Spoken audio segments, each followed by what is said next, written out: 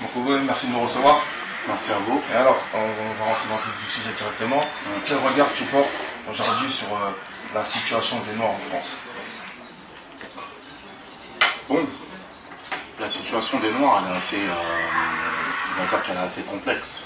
Elle est assez complexe dans le sens où, effectivement, si on porte un regard sur ce qu'il y avait il y a 30, 40, 50 ans, on va dire qu'il y a quand même une petite évolution. Il y a une petite évolution, mais on a encore du chemin. On a encore du chemin, surtout au niveau de la conscience. On a encore du chemin. Il y a un vrai manque de solidarité entre nous, il faut l'admettre. Il y a plein de choses qui nous divisent. Il y a beaucoup de choses qui nous rassemblent, mais beaucoup de choses aussi qui nous divisent, malheureusement. Et t'as l'impression qu'à un moment, on va pouvoir sortir du tunnel. Il y a toujours quelque chose qui bloque, qui bouchonne, malheureusement. Justement, on est tous d'accord pour dire ça. À chaque fois qu'on se voit entre nous, tout le monde est d'accord pour dire qu'on n'arrive pas à s'unir, qu'on n'est pas solidaire, qu'il y a trop de jalousie entre nous. Ouais. Mais pourtant, ça, c'est valable plus quand c'est entre noirs. Quand tu mets des Renois avec d'autres gens, etc., ils ont plus de facilité à accepter les autres qu'à faire des trucs entre eux. Bon, en fait, c'est très simple. Je vais te donner un exemple. Par exemple, tu prends un commerce. D'accord? Tu as un commerce, je sais pas, tu as une boutique congolaise avec des produits congolais et qui appartient à un Congolais. D'un côté, tu as une boutique congolaise avec des produits congolais vendus par des Chinois, par exemple. Les gens vont préférer aller chez les Chinois que chez les Congolais parce qu'ils vont dire ah, le Congolais il est bizarre, et ceci et ceci et cela. Tu vois ce que je veux dire? C'est un exemple, mais c'est une réalité, tu vois. Aujourd'hui, il peut se passer quoi que ce soit, c'est-à-dire que, par exemple, que ça se passe mal au Congo, au Tchad, au Mali, au Sénégal, en Côte d'Ivoire, en Guinée, en Mauritanie, où tu veux, partout en Afrique. À partir du moment où on est au courant qu'il y a un problème, et de par l'actualité, aujourd'hui on ne peut rien cacher. Tu vois, aujourd'hui on est en 2015, on a la chance d'avoir Internet, à travers les réseaux sociaux, l'information passe beaucoup plus vite, tu vois, qu'il y a 15 ans. Et normalement, quand on entend ce genre d'informations, qu'est-ce qu'on fait? On se rassemble, on s'unit et on apporte du soutien, peu importe. On n'est pas obligé d'être là, quand ça nous concerne, quand ça concerne que seulement notre pays ou ton village ou ta famille, tu comprends? Et c'est pour ça qu'on a du chemin, on a énormément de chemin. Bah, c'est intéressant ce que tu dis justement par rapport au commerce détenu par les gens extérieurs à la communauté. Mettons, ça ne dérange pas les gens de la communauté d'acheter à l'extérieur, tu vois. Ça, quand tu regardes dans les autres communautés, bah, je sais pas, personne n'ira acheter, aucun juif n'ira acheter sa viande cachère chez des non-juifs, tu vois. Tout comme un musulman, il va pas acheter sa viande halal chez des non-musulmans, tu vois. Nous, ça ne nous dérange pas, et encore pire que ça, j'ai même l'impression qu'on se sent plus concerné par les causes des autres que par nos premières causes. Mais c'est ça le drame, c'est ça le drame. Ce que je veux dire, c'est ça le drame. Par exemple, tu prends ce qui se passe au Congo, c'est un génocide. Ouais. C'est un génocide. C'est horrible, c'est affreux. Normalement, on devrait être tous concernés, tu vois. Nous, les artistes, on a un rôle, on est des leaders d'opinion. On représente la voix des sans-voix. À partir de ce moment-là, il est de notre devoir d'apporter un soutien moral et un soutien aussi physique. Tu vois ce que je veux dire? Malheureusement, dans notre communauté, il y a beaucoup de révolutionnaires de salon. C'est-à-dire que tout le monde est là dans les débats, ça parle, ça critique tel gouvernement, tel dirigeant ou autre chose, mais peu de personnes sont dans l'action. Tu vois? Je vais prendre un autre exemple. Malheureusement, tu sais que chaque année, il y a des expulsions. Il y a des familles africaines qui sont expulsées. Et pas que seulement noirs, hein. Tu peux retrouver des Algériens, des Marocains, des Tunisiens. Et voilà, t'as des Congolais, des Ivoiriens, des Maliens, des Guinéens, des Sénégalais, ce que tu veux. Voilà, des Africains. Et ils dorment aux yeux de tout le monde, hein, aux yeux de tous. Hein. Ils sont là, ils campent avec leur tente et tout. Et ça n'interpelle personne. Personne ne s'arrête, personne ne se dit, voilà, on va leur venir en aide. Et très sincèrement, à chaque fois qu'il y a eu des rassemblements, où j'y étais, et j'en parle en connaissance de cause, il y avait plus de blancs que de noirs. Exactement. Et pourtant, c'est un problème de noir. Il y a quelque chose qui ne va pas. Tu comprends? Et quand on discute, on est tous les premiers à dire oui, c'est à cause des blancs, c'est à cause de ce. Tu vois ce que je veux dire?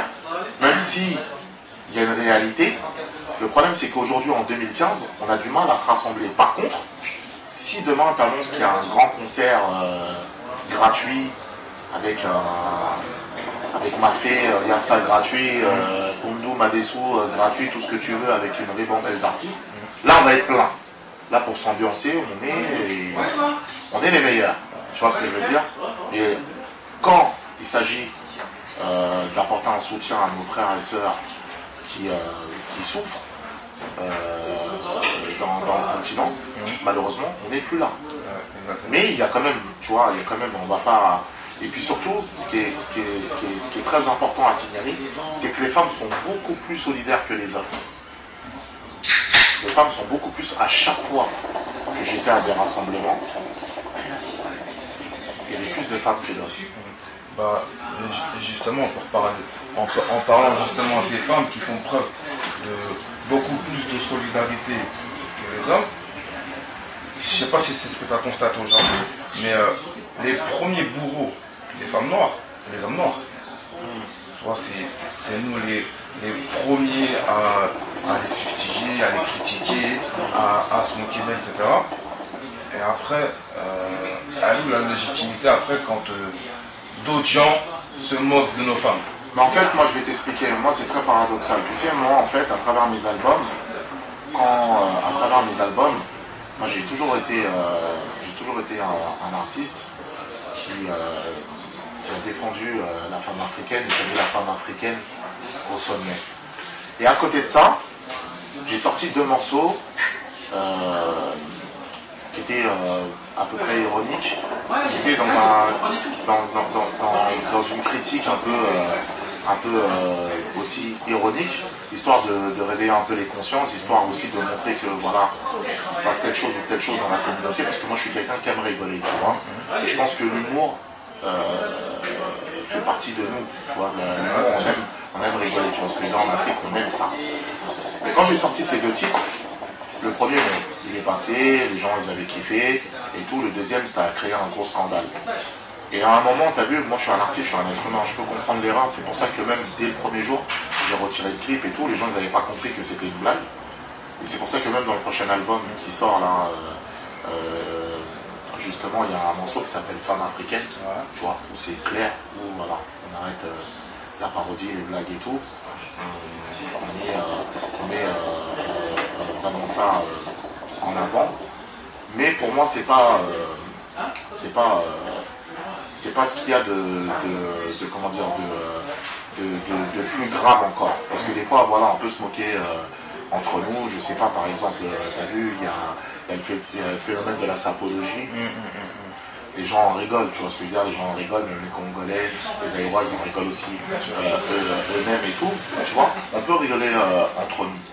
Mais le fait de stigmatiser, tu vois ce que je veux dire, de stigmatiser, d'aller vraiment, tu vois, Guerlain par exemple, Guerlain ça a été un scandale, tu vois ce que je veux dire, Guerlain, aux yeux de tout le monde, aux yeux de tous les Français, on nous a traqué et ça le nègre, tu vois ce que je veux dire.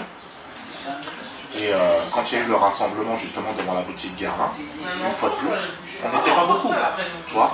Justement, D6 il était là, on est D6 qui était là, et on n'était pas beaucoup, tu vois ce que je veux dire, on n'était pas beaucoup, il y avait beaucoup d'Antillais, parce que pour moi je considère que les Antillais c'est les Africains à part entière, tu vois ce que je veux dire. Et il y avait beaucoup de femmes, très peu d'hommes, et on n'était pas beaucoup. Donc à partir de ce moment-là, même les médias français ne nous respectent pas parce qu'ils savent que voilà, demain il peut y avoir 200 morts au Kenya, 1000 morts en Angola, 5000 morts à Kinshasa ou à Dakar ou à Bamako. Les gens vont se dire bon, ok, ils vont venir dans la rue, ils seront 50, ils seront 100, et puis c'est tout, l'histoire sera réglée, dès le lendemain tout le monde aura déjà oublié. C'est malheureux. Et justement par rapport à ça, ça montre encore une fois que nous-mêmes en premier on ne se sent pas concernés par par nos causes. Tu vois. Donc il y a effectivement l'écart qu'on a entre nous où on manque de solidarité et d'unité, mais à côté de ça, il y a un racisme institutionnel aussi en France qui est de plus en plus oppressant.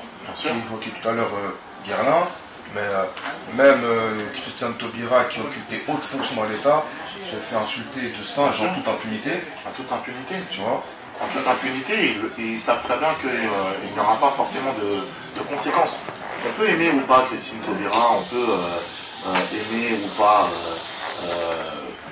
telle ou telle personne, mais à partir du moment où ça touche notre communauté, où ça touche nos origines, notre couleur de peau, nos ancêtres auraient honte de nous. Nos ancêtres auraient honte de nous. Après, maintenant, en France, malheureusement, on n'a pas de modèle. On n'a pas de modèle. Enfin, on ne peut pas s'asseoir sur... On ne peut pas dire, voilà, il y a telle personne ou telle personne. L'Amérique, les États-Unis ont une histoire beaucoup plus profonde que nous, tu vois, une histoire beaucoup plus profonde que nous. Mais on peut quand même prendre des exemples pour pouvoir avancer. Et moi, personnellement, en tant qu'artiste, je te dis la vérité, moi je suis quelqu'un, pour être très franc, je déteste dire voilà j'ai fait ci, j'ai fait ci, j'ai fait ça, ou tu vois, je laisse les gens témoigner même justement sur ma personne, mais je considère que j'ai toujours été un artiste engagé.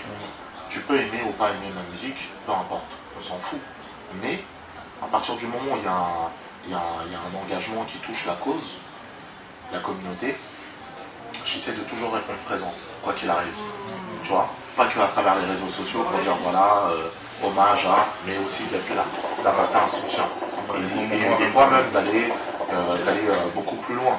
Des fois d'aller beaucoup plus loin. S'il y a des choses qu'on peut gérer à travers des concerts, de reverser les recettes ou autre chose, c'est comme ça qu'on va avancer. Voilà. Tu vois ce que je veux dire? Voilà. Et du coup, on a l'impression que pour les personnalités médiatiques, c'est un peu une honte de défendre la cause noire. Tu vois, au-delà des artistes, mais de manière générale, que ce soit les journalistes, les sportifs ou autres, on a l'impression qu'ils ont honte d'aborder cette cause-là. On dirait que... Voilà, parce qu'en fait, il n'y a pas d'unité et que c'est le chacun pour soi. En fait, il n'y a pas d'unité, c'est le chacun pour soi. Après, il y a des gens qui ont essayé, il y a des gens qui ont tenté, il y a des gens qui sont aussi déçus. Il y a des gens qui sont aussi déçus. Il faut aussi faire un état des lieux et s'apercevoir en vérité que ce qui nous tue aussi, c'est la jalousie. C'est-à-dire que quand un frère veut monter, quand une soeur veut monter, il y a toujours quelqu'un qui est là pour mettre les bâtons dans les roues. Il y a combien de personnes combien de frères à nous, de sœurs à nous sont stylistes? Combien de frères et de sœurs à nous ont des entreprises, ont des boutiques? Il se passe des choses quand même, tu vois ce que je veux dire? On avance, mais on pourra avancer encore plus si tout le monde se donnait la main, si tout le monde faisait le relais et si tout le monde apportait un vrai soutien. Voilà. Donc j'aime bien manger africain, j'aime bien consommer africain. Pour moi c'est important. Et puis même j'ai la chance justement à travers les réseaux sociaux, je reçois toujours des messages où on me dit voilà, tiens j'ai ouvert mon restaurant africain, est-ce que tu ne veux pas passer venir faire un tour, venir manger, en même temps la personne elle prend des photos, elle prend des vidéos, histoire de dire voilà, mon Kobe était présent, mon Kobe a mangé là-bas, si on peut apporter un soutien, voilà, on le fait, et on se déplace. Bah, surtout qu'après, c'est aussi parce qu'on est faible économiquement qu'on arrive à nous taper dessus. Bien sûr, mais c'est même pas, en fait quand on dit qu'on est faible économiquement, c'est dans le sens où en fait, on est faible dans l'énergie, tu vois, dans l'énergie humaine. Tu vois ce que je veux dire? On est faible dans l'énergie humaine. Pour beaucoup, les Noirs n'ont pas de capital. Tu vois. Alors que c'est faux. Alors que c'est faux. Alors on est une des communautés qui consomme le plus. Le plus. Sauf que ça ne revient pas chez nous. Sauf que... On en rachète plus que les autres. Sauf que oui, déjà, ouais, ça ne revient pas. Je te prends comme exemple Château d'Eau. Château d'Eau, il y a combien de salons de coiffure qui appartiennent réellement à des Africains? Il n'y en a pas beaucoup. Il y en a, mais il n'y en a pas beaucoup. Tu vois ce que je veux dire? Après, on ne va pas taper tout le temps sur les personnes qui, eux, pour eux, ils voient qu'il y a un business et ils voient que le business est lucratif. Qu'est-ce qu'ils font? ils y vont, ils foncent, tu vois ce que je veux dire. Donc est-ce que c'est pas à nous d'arrêter de dormir sur nos lauriers et de faire avancer les choses? Il faut y aller, hein, il faut y aller. Voilà, nous c'est ce qu'on pense, c'est qu'on a une responsabilité économique, communautaire, c'est-à-dire que, voilà, on peut aller consommer chez n'importe qui, ça c'est pas un souci, mais il faut savoir que quand on va consommer chez les autres, on enrichit les autres. Bien sûr. Et c'est les autres qui se renforcent, qui s'organisent, qui peuvent donner du soutien aux leurs. Aujourd'hui, nous, si on se renforcerait, nous, économiquement, on aurait plus de facilité peut-être à embaucher nos cousins du bled qui viennent d'arriver. Tu vois ce que je veux dire? Bien sûr. La création du réseau, il est plus facile par là. Et c'est peut-être parce qu'on n'a pas de cellules économiques fortes qu'on peut se permettre aujourd'hui de marcher sur. Regarde, moi aujourd'hui, à travers mon album, j'ai un gros partenariat avec les salons de coiffure, les salons de coiffure Prosper. Tu vois, c'est des frères, des Africains.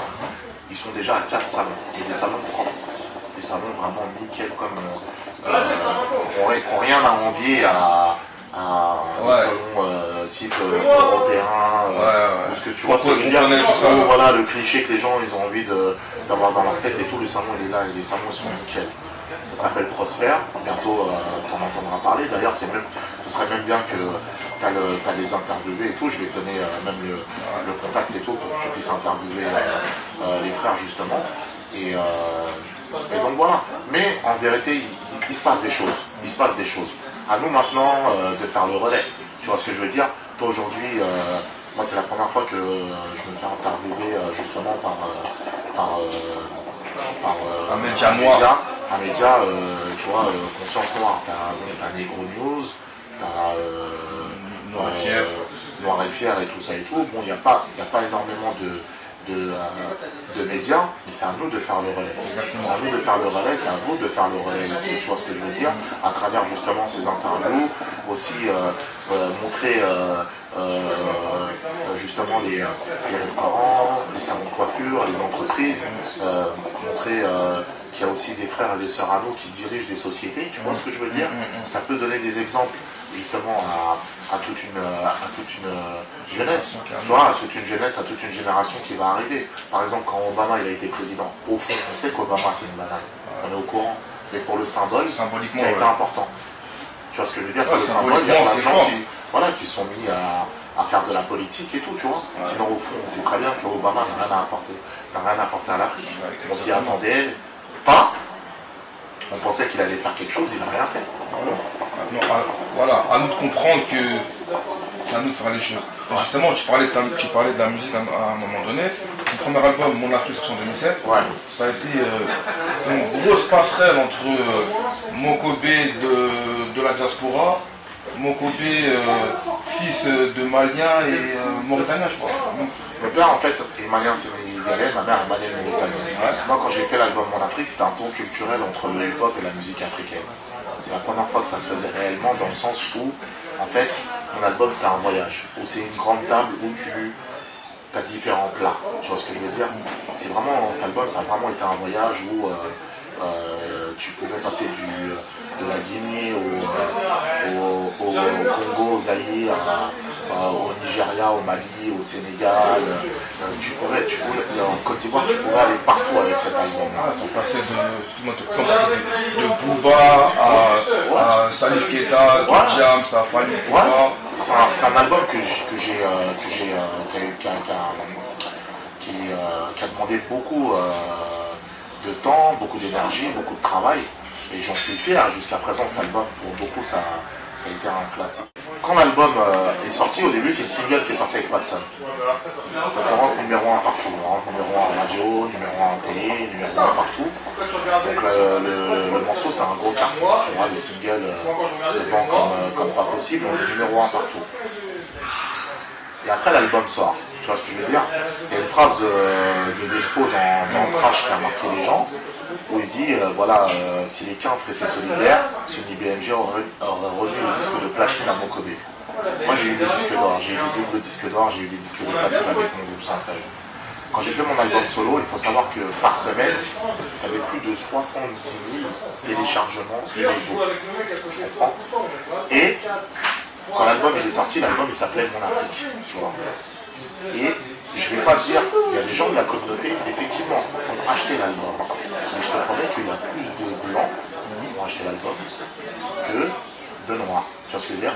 Le noir, quand il voit, bien. Hein. Propre Propre ton album. Hein. Ah ouais, tu l'as acheté mon album, ouais.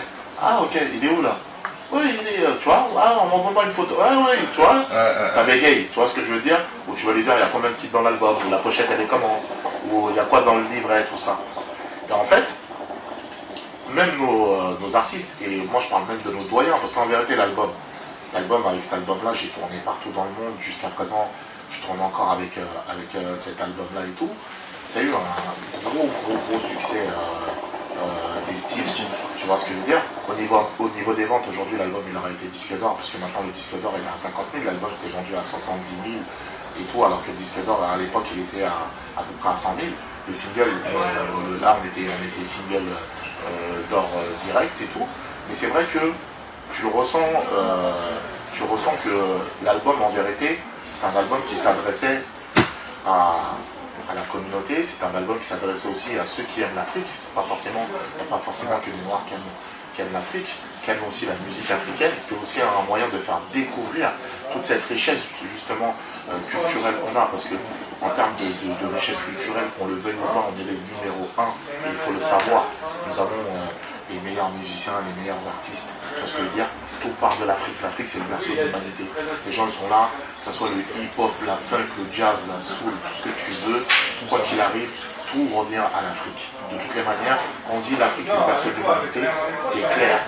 De l'être humain à tout ce qui en suit, même le monde actuel il tient grâce à ce continent. Tu vois ce que je veux dire? Tout part de là. Aujourd'hui, le continent le plus riche au monde, c'est l'Afrique. Les gens ils disent ouais c'est le continent le plus riche, c'est l'Afrique.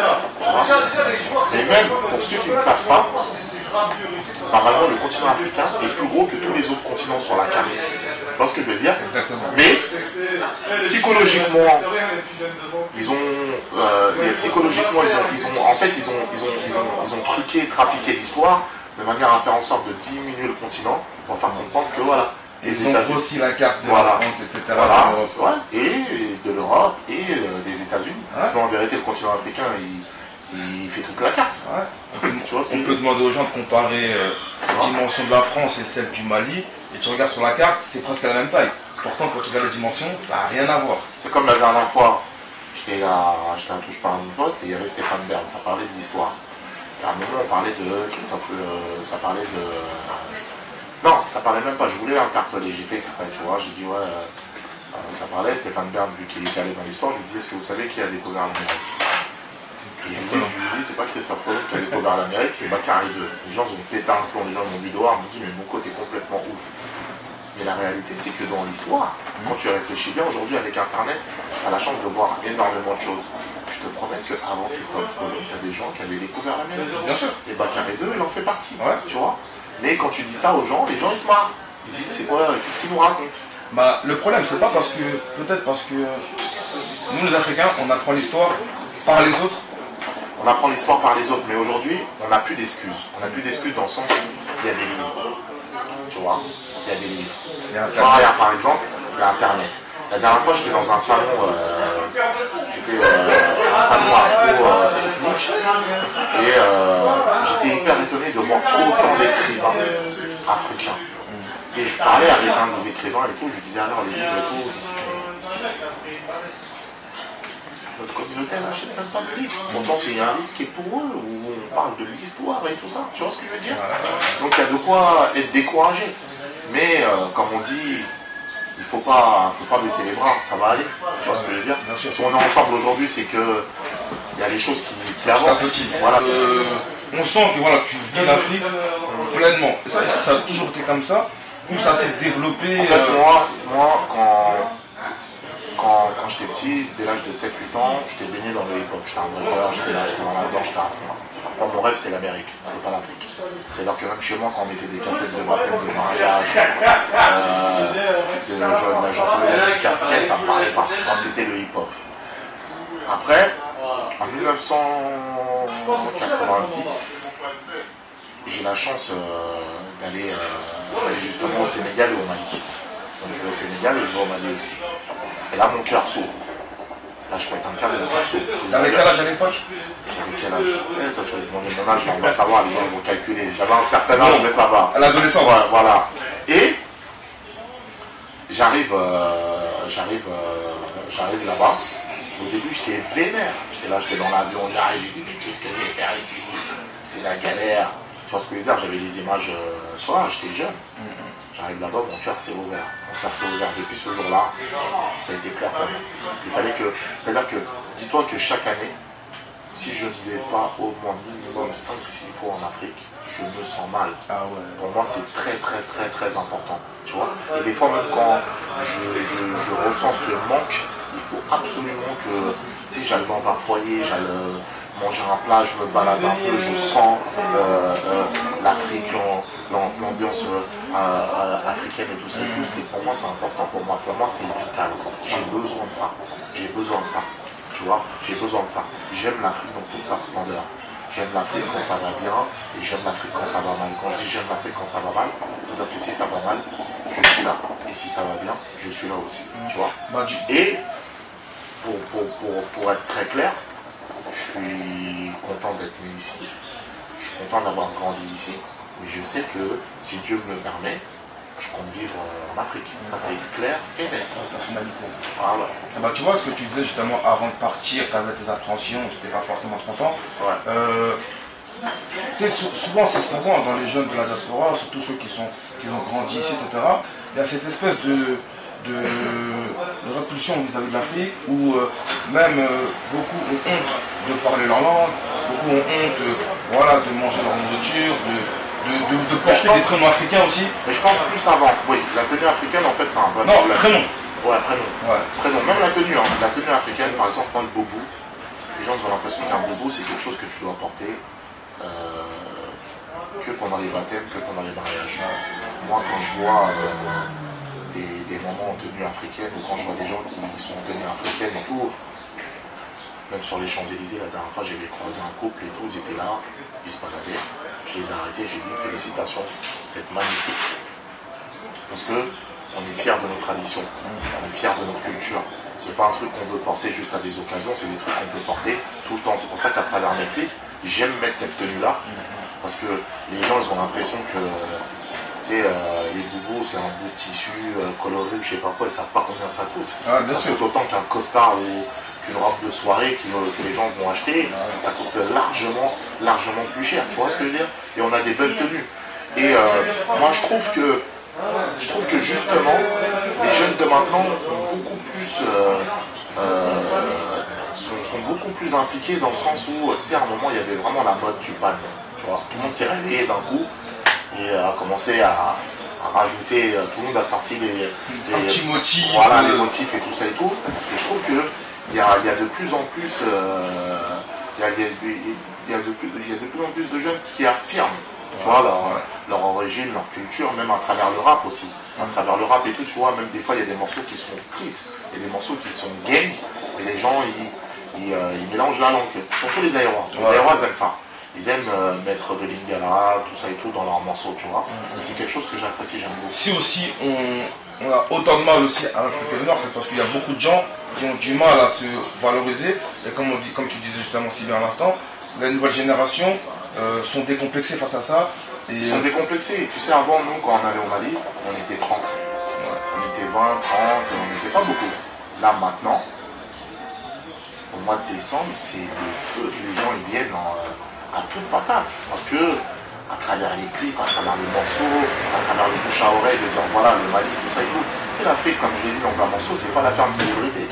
Les gens ont l'impression que quand tu vas en Afrique, tu vas voir des lions, tu vas voir des girafes, tu vas te balader tout nu avec une feuille au milieu et avec une lance pour aller passer le gibier le matin ou je sais pas quoi. À un moment, il faut sortir ça de sa tête. Et puis même en même temps, même si on a du retard au niveau du développement, c'est à nous justement de retourner au pays et de faire avancer les choses. Tu vois ce que je veux dire? C'est ce que font les jeunes. C'est ce que font les jeunes marocains, les jeunes algériens, les jeunes tunisiens, tout ça et tout. Ils vont chez eux, ils investissent. Tu vois ce que je veux dire? Et maintenant, tu as de plus en plus de jeunes qui viennent comment dire, qui viennent au pays, qui viennent investir. Moi, par exemple, dernièrement, il y a un jeune malien, il a ouvert une espèce de McDo KFC imitation, ça s'appelle Sigma Burger à Bamako. Mais le truc, il est mortel, c'est bon. Respect à lui. Mais voilà, respect à lui, tu vois. Et pourtant, c'est un jeune d'ici, tu vois. Il y a des jeunes de France et tout, qui sont là, qui vont ouvrir des chichas au pays, qui vont ouvrir des restaurants au pays, qui vont être dans le business du ciment, de la télécommunication, de l'alimentation, tu vois ce que je veux dire. Surtout qu'en Afrique, n'importe quel business que tu vas faire, il va fructifier. Tout simplement. Et puis il y a tellement à faire, il y a tellement à prendre. Tu vois ce que je veux dire, donc en vérité. Tu vois, il y a tellement à faire, tellement à prendre, tellement à donner. C'est pas qu'elles font un slogan, Africa is the future. En fait, Africa is the future, c'est un slogan qui. C'est des mecs qui avaient créé leur marque à l'époque quand je côtoyais pour Trajmé. Et dès que j'ai vu ça, tout de suite ça m'a interpellé, j'ai dit au mec, vas-y. Et j'ai pris le truc et on va dire que j'ai poussé le truc et je l'ai grave mis en avant. C'est une phrase, franchement, je vais dire la vérité. Mon deuxième album aurait dû s'appeler comme ça, on aurait dû s'appeler Africa is the Future. Je l'ai appelé Africa Forever, mais j'aurais pu l'appeler Africa is the Future. Et je le pense toujours, Mais ça sera le futur quand on sera unis, quand nos dirigeants arrêteront d'être aussi des marionnettes, et quand notre conscience ce sera béton, tu vois, sera vraiment du béton armé, tu vois.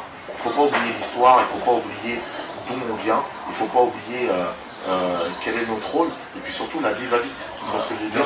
La vie va vite. Aujourd'hui c'est nous, demain ce sera quelqu'un d'autre. Tu vois ce que je veux dire ?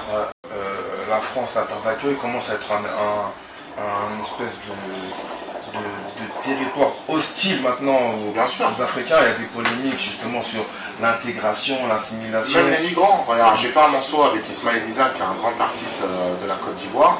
Le morceau s'appelle Lampedusa et le morceau s'appelle Je reste. Moi je pense que aujourd'hui, rien ne vaut la vie d'un homme pour venir en Occident. Rien ne vaut la vie d'un homme. Tu vois ce que je veux dire? C'est-à-dire que là, on ne peut même plus comprendre. Ça sert à rien de dire oui, mais je comprends parce que là-bas, la somme qu'ils mettent pour voyager, c'est une somme avec laquelle ils peuvent démarrer quelque chose. Sauf qu'il faut leur dire, si c'est plus l'Eldorado ici, tu vois, moi quand par exemple je suis au bled et je leur dis, il y a des familles qui dorment dehors, ils me disent, mais non, c'est pas possible. Maintenant, moi je comprends pas comment ça se fait qu'on est tous d'accord pour taper sur l'esclavage des Américains qu'ils ont fait, les Français, etc. Mais l'esclavage qui se passe en Afrique, en Mauritanie, il y a comme une sorte d'omerta. Il y a comme une sorte d'omerta, en fait, tu l'as bien dit, ce qui est important pour nous, c'est de pouvoir défendre tous les opprimés et toutes les injustices. Tu vois ce que je veux dire, peu importe. À partir du moment où il y a des opprimés, il y a de l'injustice, on ne regarde plus la couleur, ni l'origine. Et effectivement, et ça tu l'as vu même à travers les réseaux sociaux, beaucoup se sont révoltés parce que quand il s'agit justement de défendre la Palestine, et c'est une cause qui est louable à 100% et je le ferai tout le temps, que ce soit la Palestine, la Syrie, que ce soit n'importe quel pays dans le monde, n'importe qui, quoi qu'il arrive, il faut le faire à un moment quand il s'agit de nous-mêmes, on n'est plus là. On n'est plus là. Et c'est malheureux. Il n'y a pas une division de notre communauté qui est orchestrée? Bien sûr, il y a une division qui est orchestrée depuis le jour où ils ont tracé, ils nous ont mis des frontières, ils ont tracé ils ont fait la carte de l'Afrique à leur manière. Voilà. À partir de ce moment-là, il y a des divisions. La conférence de Berlin. Voilà, même les problèmes ethniques. Tu vois ce que je veux dire, les problèmes ethniques qu'il y a pu avoir au Rwanda, qu'il y a pu avoir au Libéria, tout ça et tout, c'est des choses qui sont orchestrées, bien évidemment. Plus on va être en division, mieux ça va les arranger. Voilà. Sur les réseaux sociaux, on doit prendre position, soutenir différents mouvements de soutien à des pays. Je pense par rapport aux combattants du Congo, où voilà, n'hésite pas à les big up, et je crois que tu as assisté à certaines marches qu'ils ont organisées, etc. Pour en revenir au Congo, comment ça se fait qu'un artiste français d'origine malienne se sente plus concerné par les problèmes des Congolais, entre guillemets, même si c'est notre problème à tous. Moi, c'est pas évident pour moi de te répondre par rapport à ça, dans le sens où, en fait, beaucoup d'artistes congolais, zaïrois, sont des amis, sont des frères. Après, à toi, justement, d'aller les interviewer et d'aller leur poser la question. Moi, en ce qui me concerne, tu vois ce que je veux dire, puisqu'on parle du problème par rapport aux Zaïre, moi, j'ai grandi avec toutes sortes de communautés, et notamment la communauté zaïroise à Vitry, tu vois. Et j'ai été à Kinshasa plusieurs fois, j'ai été à Brazzaville plusieurs fois. Et donc, j'aime ce pays. J'aime ce pays, j'aime le peuple zaïrois. Et voilà, il y a 2 ans, j'étais invité à un concert, tu vois, pour un réseau téléphonique qui venait juste d'arriver à Kinshasa. Et voilà, on m'avait invité à un concert et j'étais payé, j'étais très bien payé. J'aurais pu avoir le choix de partir là-bas, de prendre ma mallette et de repartir, ou justement d'avoir cette conscience et de me dire voilà, il est hors de question que je pars là-bas. Tu vois ce que je veux dire, par rapport à tout ce qui se passe, et montrer vraiment mon soutien justement au peuple zaïrois. Donc voilà, je pense qu'à partir de là, c'est des choses qui sont concrètes. Moi, je suis pas que dans la bouche, comme je t'ai dit, je déteste les révolutionnaires de sang. Tu vois. Et après, moi, je suis pas Thomas Sankara, je suis pas Che Guevara, je suis un artiste, je suis un leader d'opinion, je représente, comme on dit, la voix des sans-voix. Et à un moment, au-delà de la musique, c'est le cœur qui parle et cache. Sur ces bonnes paroles, merci beaucoup. T'inquiète, on est ensemble. Allez, on est ensemble. On est du 113, conscience noire. Big up. Allez.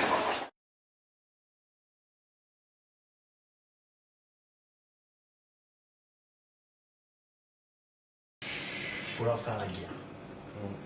Vraiment. Pour que le noir soit respecté. C'est arrivé à un tel point que tu peux même pas. Tu lui fais ça au mec de cité, tu lui dis réveille toi, tu vois, je réveille toi, t'es pas blanc. On m'a taxé de raciste dans le rap parce que je disais arrêtez de traiter les Romains comme de la merde.